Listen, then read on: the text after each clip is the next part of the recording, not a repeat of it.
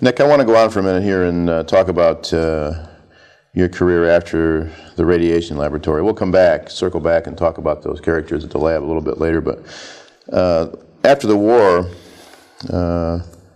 you went back to Taylor, right? I went back to Taylor, yes. Went back to Taylor twice already, 3 times total. Yeah. I was employed there. And they were very interesting years. I got much better acquainted with Ken Tate, who was the man I was talking about. I got acquainted with a man who had come over from Shorten Mason in England by the name of P.R. Jameson. At the time I was there, he was head of the factory. But in 1906, he had appeared in he told me this once. Mm-hmm. He had a trunk full of glass thermometers. I don't know whether they were laboratory thermometers or what kind, but they were made in England.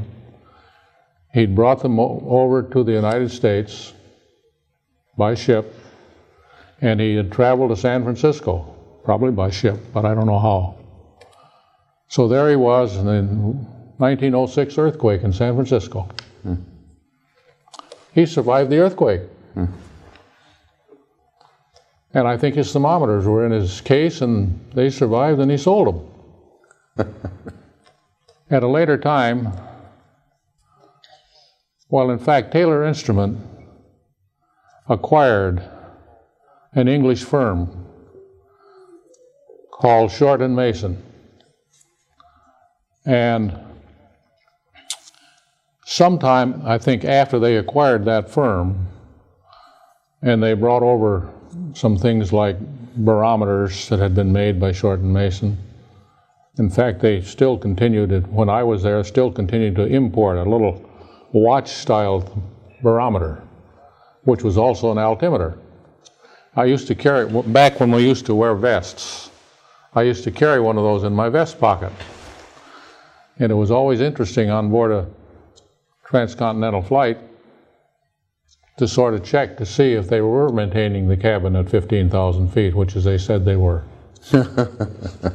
That would have been, well, okay. Or for instance, was it really 6,000 feet above sea level in Denver, 1 mile above sea level? Or you get on an elevator, like in the Empire State Building. How far do you go up and down? Well, they'll tell you, the guide may tell you, but if you've got your own trusted little altimeter barometer, and you do a little, I mean, and you know how to read it, it will work. Did you stay mostly in the technical end of Taylor after the war? Did you get off into the administrative business? No, I never got, well, I always had an anathema for being an administrator. I didn't want to be, I mean, I wanted to be able to do things myself. And at Taylor, well, at most companies, this turns out to be difficult. Yeah. Because you're supposed to become an officer and so forth. Well, eventually Taylor did make me an officer. They made me a vice president. But they also left me as chief engineer. And so as chief engineer, I was still able to get your hands dirty. Work with the model shop. And an engineering model shop, to my mind, is a very necessary piece of any kind of mechanical development. In fact, even of electronic development, engineering model shop is pretty handy. So, and I worked with, as I said, I knew this man Jameson. At Taylor, they also had another rather interesting fellow who was a graduate of MIT. Before it was MIT. I've forgotten what the name of it was then. It was before they moved across the river from Boston over to Cambridge, and they were in what's now, or may not even be there anymore, the Bonwit Teller building. Mm-hmm. right down close to the, well, what probably still is there, the Public Library of Boston. But he was the chemist at Taylor. And one of the things that he developed while at Taylor was a pigment to be able to fill the etchings on a pigment to be able to make something black. In particular, if you had a dial, say a 6-inch dial, and you wanted to put, suppose it's first of all made out of brass. If it's made out of brass, that means you can put it on a dividing machine and make slots, not make slots, make indentations where you want them. Now, you can now either leave the dial brass with these scratches in it, but the scratches really aren't very good. I mean, you can't really see scratches in a piece of brass too well. But if you fill those scratches, well, they're sort of 45-degree notches, maybe a 1/16 of an inch deep, and some of them might be whiter than others, a little bit deeper. If you fill those with a black pigment that stays in there, you now have a good dial. Mm-hmm. And so he had developed that. As I said, he had been a graduate of MIT when it was really a trade school. I mean, nowadays I accuse, Georgia Tech and others, engineering schools, they're in a sense trade schools now, but in those days there were trade schools, really, high schools really. Well, the students still call this North Avenue Trade School, you know. So. What's that? They still call Georgia Tech North Avenue Trade School. Yes, well, that's in Rochester. There's Rochester Institute of Technology, and it was really a trade school. It was a high school. It was a school that students went to learn how to make a living.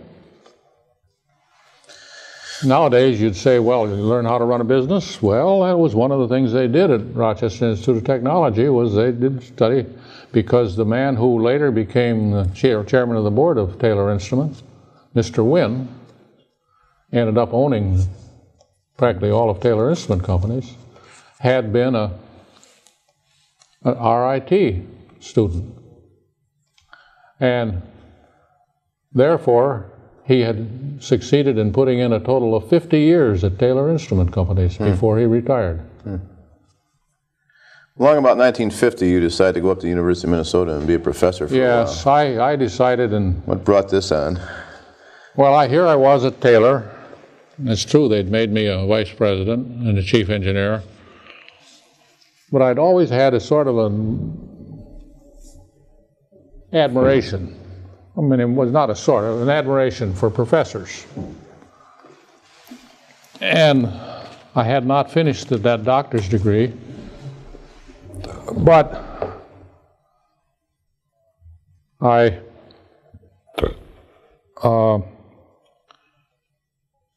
through the efforts, I think, of somebody who had known me at the radiation laboratory and knew me later at Taylor Instrument for a publication that had appeared in the ASME Transactions way back in 1942, I got an invitation to go out and visit the University of Minnesota. And that became an invitation to join the graduate faculty of the Electrical Engineering Department under Henry Hardig. As a full professor? As a full professor. Pretty good feeling, probably. Which I thought was a pretty good deal. And had tenure as well. Well, it had tenure, but it didn't necessarily stay tenure forever, I guess. Although that was one of the things that really did surprise the devil out of me. Anyway, we finally moved to Minneapolis. Again, my son is now about 5 or 6, I think. And I made some discoveries about Minneapolis. It got much colder than it did in Michigan. Yes, it does. And it seems like all the snow that falls after about the 1st of November is still on the ground and on the cement roadways, or macadam cement roadways, I think. on about the 1st of May. I mean, winter is a long endeavor in Minneapolis, St. Paul. So we lived for a while right near the St. Paul campus. University of Minnesota has 2 campuses really separated by quite a distance. I think they're about a mile apart. St. Paul campus, at the time I was there, it was called the Ag campus. That's where the Aggies were, and the high intellectuals were over on the Minneapolis campus. Another nice thing about the Minneapolis campus is it had an underground garage under the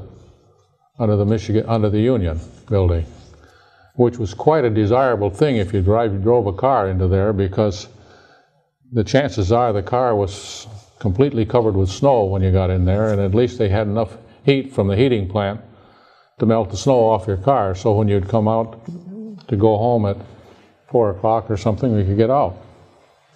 And you could get home and without being completely loaded down with snow. So I stayed at the University of Minnesota for a while. About a year, huh? About a year. About one winter, it sounds like to me. One winter did it, yes. That's what did it. Then it's on to Raytheon, right? Well, then I got an invitation to visit Raytheon. Well, not only to visit, to come out there. I think they hired me without even a visit. They were just then the Raytheon company was a vacuum tube making company and equipment, electrical equipment. And they needed somebody to come out and head their research department, research division. So I took the job, and that was a considerable increase in salary over what I had at the University of Minnesota. I should have said at the University of Minnesota, though, before that, I made the acquaintance of some people over at Honeywell who were right close by. Mm-hmm. And they were interesting people. One of the things they were building was a little tiny gyro called a MiG gyro, except that they were having trouble with them because they couldn't keep them balanced. I mean, their CG would shift. This turned out to be a fairly straightforward thing, but to straighten out, because they'd put a varnish on the windings of it, and the varnish was curing. And the varnish curing loses a solvent. Now, if you put a different kind of a varnish, there is a General Electric varnish which is red. The name escapes me at the moment what it is. It's too long ago. So anyway, you put that kind of varnish on it. I think it's a urethane varnish. Mm-hmm. I mean, there is a kind of varnish that when it cures, it doesn't change its density because it doesn't lose a solvent. So that was the only trick they needed there, was to keep that solvent from going out. Yeah. I've forgotten what that red stuff was. I should remember that red stuff because it was used to daub on electrical circuits too. But anyway, so then I go out to Raytheon, I become head of the research division, and I have to hire quite a number of people in, which I do. One of the men I hired in was a man by the name of Leverton, who had been in the engineering department at the University of Minnesota. And he was very instrumental in helping us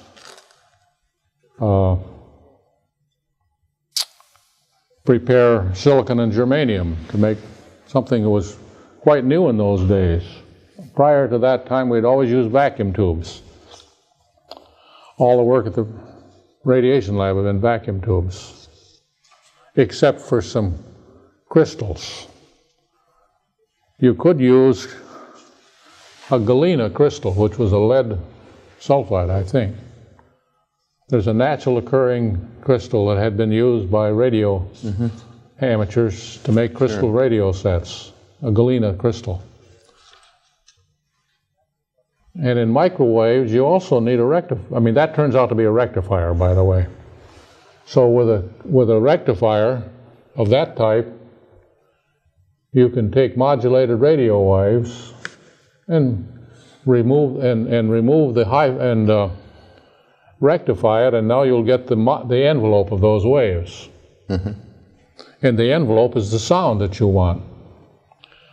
Well, at the radiation lab, we also did need to have, we wanted to see the shape of the return, particularly if we were looking at returns, range returns, different ranges.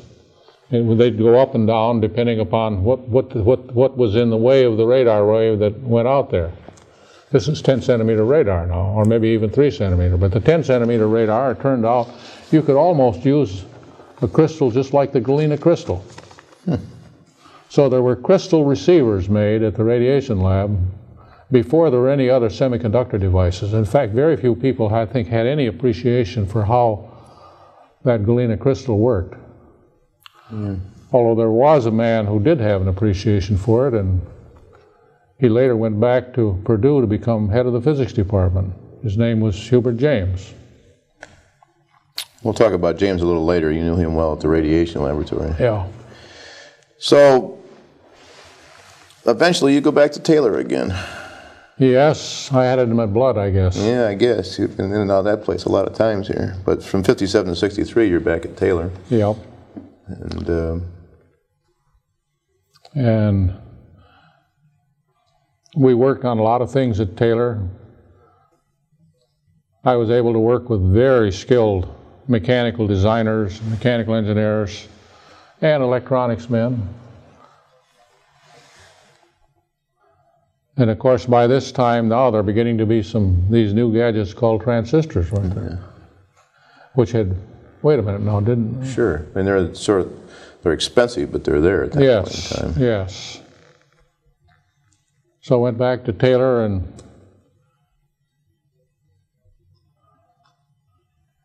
worked with this man by the name of Ziegler, who was there. Another guy we need to talk about a little bit later. We'll talk more about him Ziegler later. appears in a number of these sort of seminal papers that you wrote. So, but while I'm at Taylor, I guess it turns out that I also make a trip. No. Anyway, I become active in the Instrument Society and various societies. And we decide that we want to have a meeting in the United States which includes control people from various fields. In other words, electricals, mechanicals, chemicals. And so there's something organized called the American Control Conference. And at that time, I happened to have been the delegate to A squared C squared, the American Control Conference, the delegate from the Instrument Society of America, which I had also been the chairman of the admissions committee, which was the one that determines who will be a fellow of the Instrument Society of America, as well as members. In other words, can anybody join the society? Well, it turned out almost anybody that had any interest in instruments could join the Instrument Society, because it was basically set up to be able to have the operators from the plants give them a society where they can come and hear how to do things if they want to. So you didn't have to be a college graduate. But if you wanted to be a fellow, you were supposed to have published something of some significance. And that was the other job that we're getting through the end. That was the other job that the admissions committee had, which was to determine who will be fellows from submitted documents, which is common, of course, in most of the professional societies. And in that process, quite a number of people became fellows. Anything more? Well, we're going to move on now to your last major employment, and that's with Aerospace Corporation on the West Coast. And it turns out that the guy that's in charge of this is somebody you knew at the radiation lab. That's right. At the radiation laboratory, I had finally worked in the fire control group. It was called Fire Control Radar. and fire control directors. It was headed by a man by the name of Dr. Ivan A. Getting.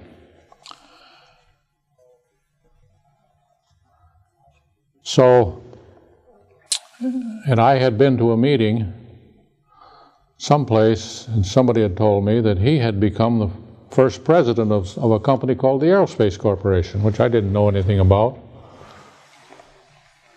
But I had worked on these automatic tracking radars at the radiation laboratory for him, and so I decided to leave Taylor Instrument again. They must be used to this by now. Well, they of course gave up on me a long time ago. But anyway, so I traveled out to California at the invitation of the Aerospace Corporation, and I was present when the San Bernardino operation, the ballistic missile division, was dedicated of the Aerospace Corporation. So they decided to have me come out there and build up a automatic control group. Control systems it was called, I guess. And they had peculiar titles. I was called a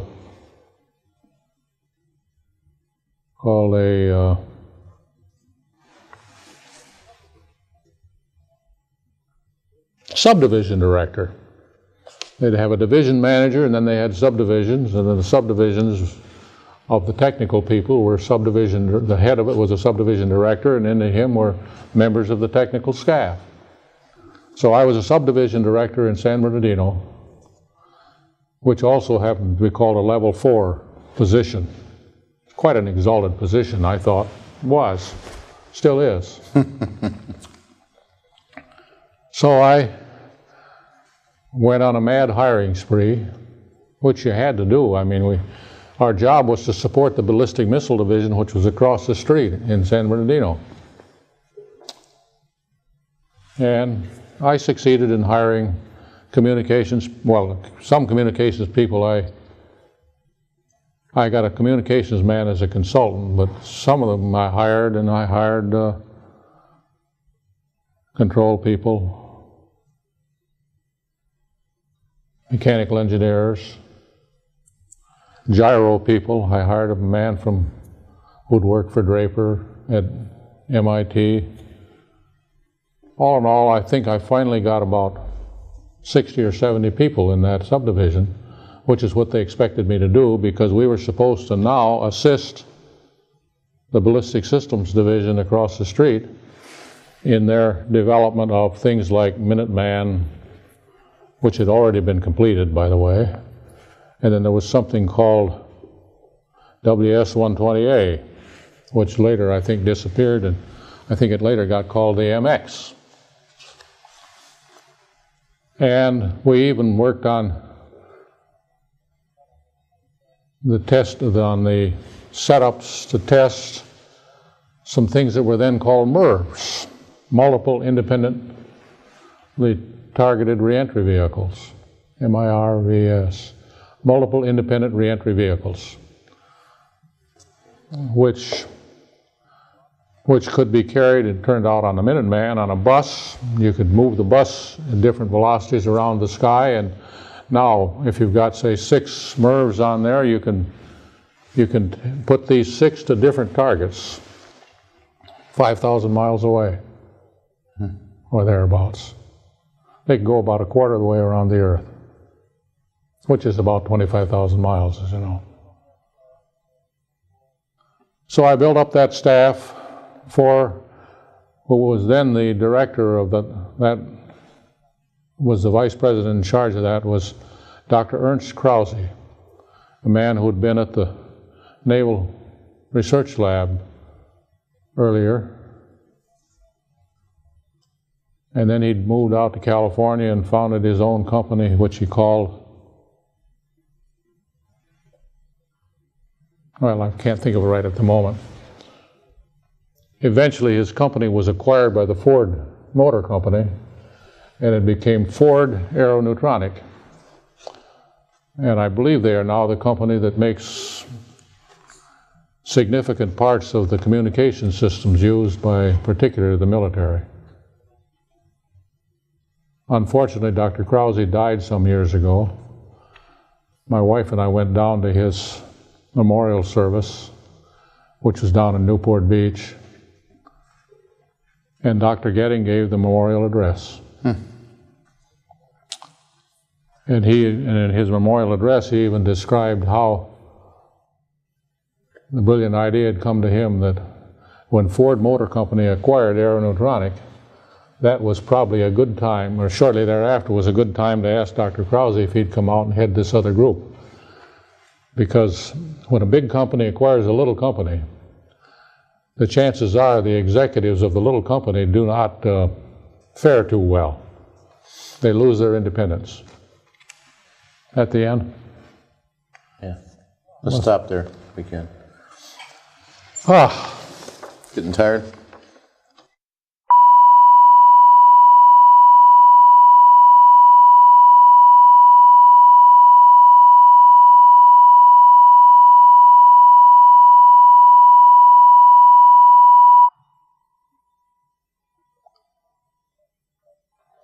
Nick, you've been fortunate enough to work on a lot of big projects in your life. You worked on the ballistic missile stuff at Aerospace, and you also worked on the projects in World War II at the MIT Radiation Lab.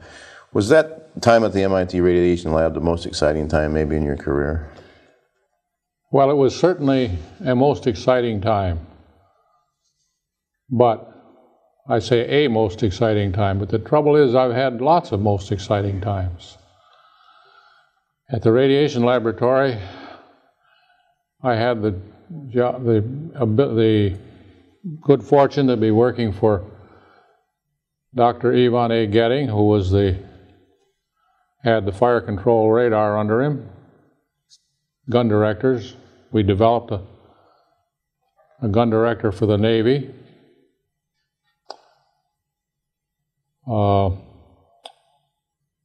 I worked with my friend Ralph Phillips, who had been in physics classes with me in Ann Arbor. He was a mathematician. He was a mathematician, a pure mathematician, and an author considerably later time of one of the major mathematical series books, authored by Hillay and Phillips. And as I recall, I even started to take a math course in which Phillips was in Ann Arbor, but I think I didn't finish it, called relativity. I studied a little bit of relativity, but not what would have been taught in that course. And of course, at the Rad Lab, I think I got applied the first rapid invention, or really wasn't invention, it was just a development, from laboratory to use in the field that I've ever been connected with. How was the laboratory structured? You know, the laboratory had the director of the laboratory was Dr. Lee Dubridge, and he was the director of the laboratory. Everything came under him. And then you had teams. It was a part of what was called the NDRC, the National Defense Research Committee, which was an organization in Washington headed by Dr. Vannevar Bush, who had been put into that position in Washington by Roosevelt and George C. Marshall, who was Chief of Staff of the Army. But anyway, so this automatic tracking radar that could be used particularly to direct 105 millimeter anti-aircraft guns, called the Mark 56, was developed at Radiation Lab, and I think Dr. Getting, in fact, received the IEEE's Pioneer Award in honor of that. And there was lead aboard. There were many other people at the Rad Lab that worked on it. And at GE, there were people that worked on it. And at Westinghouse. Rather strange thing is the GE and the Westinghouse forms were slightly different from a control standpoint, not very much different. That turned out to be one of the jobs that I had to do, was to figure out whether they were sufficiently different that we had to have, that you couldn't really use them the same way. But one of the uses was this chain of 584s, about 5 of them, I think, were lined up along the Dover coast at the time of the buzz bombs coming across the coast from caves in France. They had, I don't know, 50 miles or something across the channel. And they had a very strange engine. It just went put, put, put, put, put, put, put, like that. Turned out it was just a gasoline that was fed into a combustion chamber with a Venetian blind sort of in front, a spring-loaded Venetian blind. And the springs were weak enough that the blind could open with the ram air. And they were launched fast enough so they would open. Ram air would come in, mix with the gasoline, and then they'd, by timer, or I'm not quite sure, I guess by timer, I guess. Can't quite remember for sure how this is done. But you just ignited a spark plug with a spark coil, just like you would in a piston engine, just like your car works. And that would swoosh out the back and give it a push. It had elevators and rudder. It could bank and turn under the control. In other words, once it was airborne, it had vacuum controls. It could run a gyro,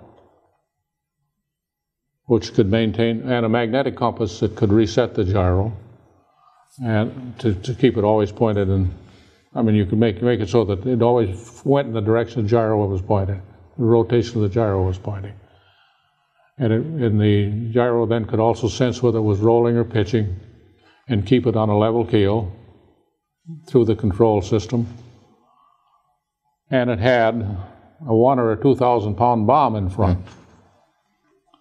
And that's what really was driving the people in London wild, because those would just go over and land. They even had delayed fuses on them, so they didn't necessarily go off right away. And it was a god-awful time in London.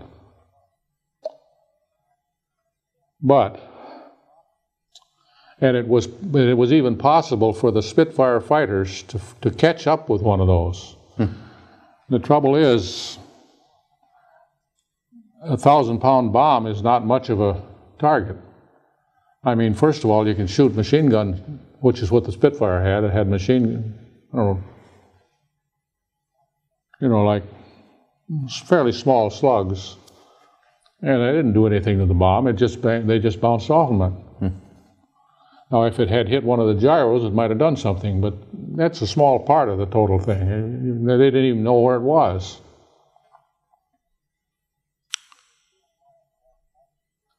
So they could fly up alongside of it and tip it over. And I think at least 1 or 2 Spitfire pilots was probably crazy enough to do that. Well, in fact, there's no explaining pilots anyway. Of any airplane, maybe. I believe that's true. They're like race car drivers, I think, in some respects. So anyway, it was commonly believed in England, I think, that what saved them were the Spitfire pilots. Now, I think the Spitfire pilots had a lot to do with saving England, but I don't think they really got rid of very many buzz bombs. The thing that really got rid of the buzz bombs was alongside of these 584 radars, which had been shipped over from U.S., were 505 millimeter guns. A 105 millimeter gun has got an explosive. It's got a shell. It's 105 millimeters in diameter, which is more than 3 inches in diameter, and inside of it's an explosive. So if you, and it had an M9 computer made by Bell Laboratories that could direct those guns, and it had proximity fuses as well, which had been developed by another branch of NDRC. Well, there was also something called OSRD at the time. I forgot which one. Anyway, both of them, Bush, I think, had a hand in both of them. So they could just track this incoming vehicle, shoot a number of 105 millimeter shells at it. There was proper smoothing done in the M9 computer so that those shells they didn't smooth too much. They scattered, but they scattered enough that they would knock down the buzz bomb. About 6 shots would knock them down. And that's what you wanted to do. I mean, because that 105 millimeter shell would indeed penetrate that 1,000-pound warhead. But here are these 584 operators. Now, the only thing built into the 584 to scan was a helical scan, because it was intended to be put out in the field, and it was used later in the field in France by Patton. Because it could scan around like this, around the horizon, and it could move up a degree or move up a half a beam width, which was 1.5 degrees, scan around again and again. You could search to find out where were planes coming at you from. Or you could make it point in one direction. After you got locked on, you could just point in one direction and track it. But these radar operators were bitching because they didn't want to scan around like that. They knew where those were coming from. They were all coming within a 5-degree range right over there. Right from the same cave, or maybe a pair of caves close together. So they got a message across to the United States, to the radiation lab, and says, can't you give us a sector scan that we can change the magnitude of the sector and we can change where it's pointing? And there's a box that you can plug this in our 584, and we can now put this, and we can just scan back and forth over there, and we'll get on them right away. We won't have so much monkey business, because they were having to do this with a crank. Hand crank, this way and then this way. And it gets pretty tiresome to hand crank back and forth, say 3 revolutions this way, and then 3 this way, and 3 this way. And the buzz bombs didn't stop in the daytime. They could fly night or day. And the Germans knew they could fly night or day. So I went into our own little group there. We got a 6-inch square box. We got a size 5 control transformer, I think it was. 5G, or maybe it was it was a control transformer. So we could take this box, and on the top of this is a Selson or a synchro to any people that are not. It's a it's an angle transmitter, 1-speed angle transmitter. 1 revolution, you can transmit 1 revolution per revolution. It's got a complicated set of windings in it, 3-phase winding and so forth, but nevertheless it had this. So I got this box, and we also had some dials that were just labeled 360-degree dials. So I drilled a hole in it, put it on the shaft. The guy could put his thumb on it and move it around. And then I put a rheostat on the side of that box that could increase or decrease the signal coming out of that control transformer. And then you could rectify that with an ordinary rectifier and drive a relay. So the relay, and it was a reversing relay. One way it just had contacts that would reverse the signal, which was now going to go to the amplifier. So this thing would, you could plug this in the line between the amplifier, or the servo amplifier that was driving the amplitudes, or in the Westinghouse case, the motor generator set. And whenever it came to one side, it would just reverse to go back to the other side. And the rheostat could set how big that amplitude was. Mm-hmm. And the dial could say, did you want it, you could line that dial up with north, say, and you could say, do you want it 15 degrees south of north, or 20 degrees south of north? Where do you want that 5-degree sector to be? Well, it so happened that Dr. Dubridge was making a flying trip across the Atlantic to join the branch which existed in London, or not London, it existed out of London. There was a British branch of the radiation laboratory anyway. So I put the box with a little bit of instructions, as I recall, gave it to him, he took it across, and I think in 4 days from the request, that was in operation, and they were using it. They, of course, used it a few other places later, too, but that was the main place that they used it. So that was an exciting event. You go from conception to construction, you get your own technicians build it. Oh, and I guess I should have added, we also had another little branch at the radiation lab called a rapid manufacturing operation. And I think within 5 days we had an order from the Army Signal Corps for 50 of those little boxes, because they figured that if you found a use for it there, they'd find another place for it. So that was an exciting time. Was the organization of the lab conducive to this kind of rapid development? That organization, that lab, could really get rapid development. For instance, the rapid development of the magnetron, which was brought, there was a cavity magnetron brought over from England by it was invented there. Anyway, in England they were hogging them out of solid copper. You can make things out of copper, but it's very hard to do.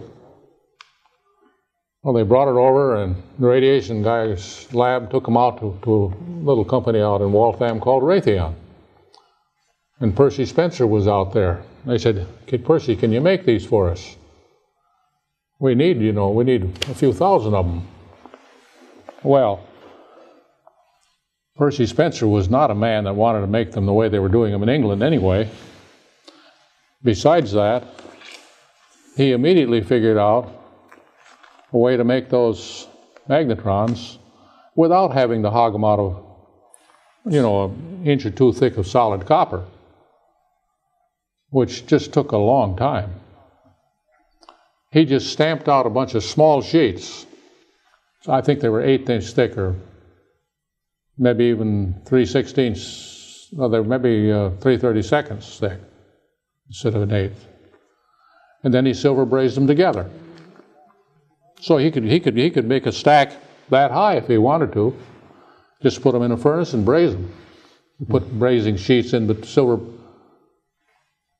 silver alloy in between the two of them, and heat it up, and it would just stick together. He could even put a lining pins in if he wanted to. And so he was making 10-centimeter magnetrons by the thousands. The British could hardly believe it, but they were glad to get them.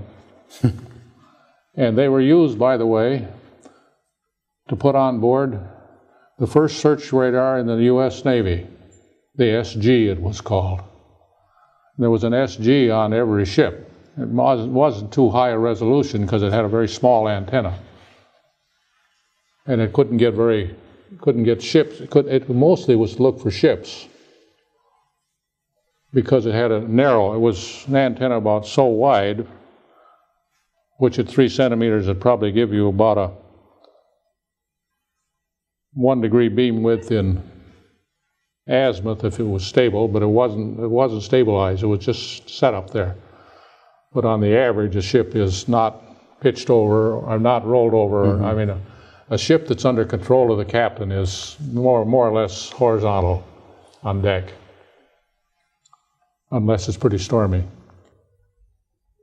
It's pretty clear that the radiation lab worked together with a lot of these companies. Oh, yes. Raytheon, Hazeltine, Westinghouse, GE.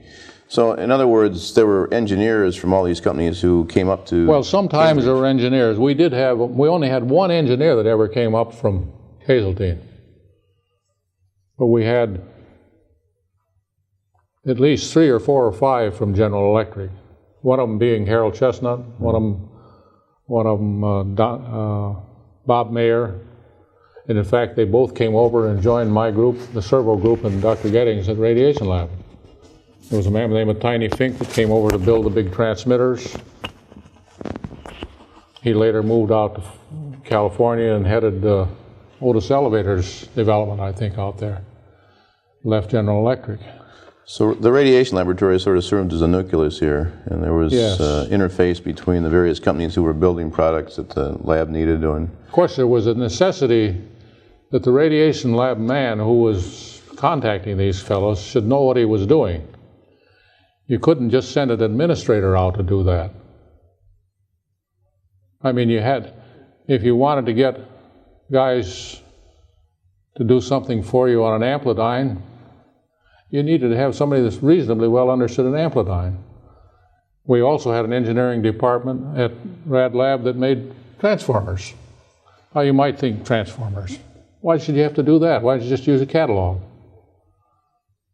Well, you could use a catalog sometimes, but there are times when you couldn't. There are times when you had to build the transformer from scratch.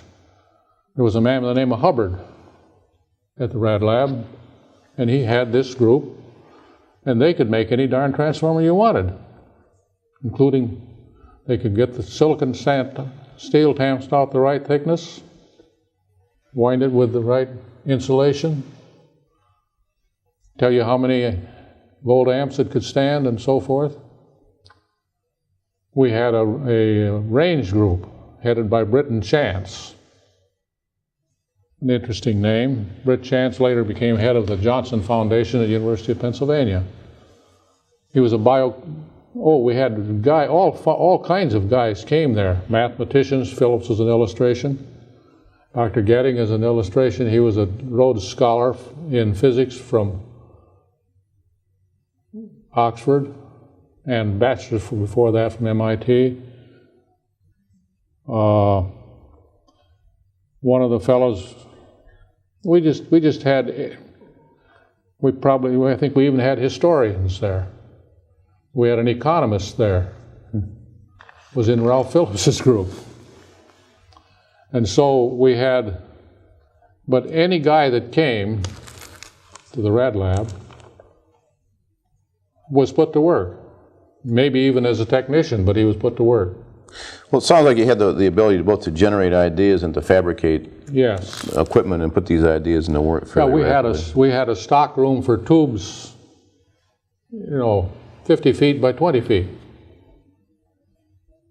Any staff member could walk over there, walk in, come out with any tubes he wanted. And it sounds like you could cross the lines between these groups fairly easily to get things done. There was no union there. There were technicians. But you could move a technician from one group to another? Yes, you could move them, but you didn't usually move them. If you trusted a technician, you usually tried to hang on to them. And the machinists we tried to hang on to. Because we had probably, in our division, in Dr. Gettings' group, we probably had the best machinists in the group, in the whole Rad Lab. Anything you take to him, he could make. We're about the end of this tape. Let's stop here because the next question is going to take longer.